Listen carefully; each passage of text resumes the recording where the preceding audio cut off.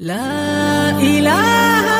إلا الله محمد رسول الله نحمدہ و نصلی علی رسولہ الکریم۔ سردی اور گرمی دونوں کے موسم اللہ سبحانہ و تعالیٰ کی طرف سے ہے، لیکن مومن کے لیے گرمی کے بجائے سردی کا موسم یہ بہتر ہے، کیونکہ سردی میں راتیں لمبی ہوتی ہے تو یہ اس میں تہجد کا اہتمام کر سکتے ہیں،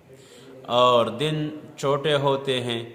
تو یہ اس میں روزہ رکھ سکتے ہیں بنسبت گرمیوں کے، کہ گرمیوں میں آدمی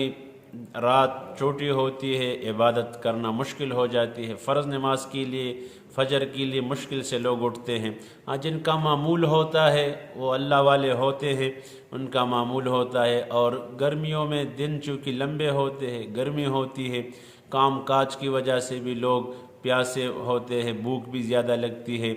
تو روزہ نہیں رکھ سکتے۔ تو اللہ سبحانہ و تعالیٰ نے سردی میں مومنین کے لیے، مسلمانوں کے لیے یہ خوبی رکھی ہے کہ یہ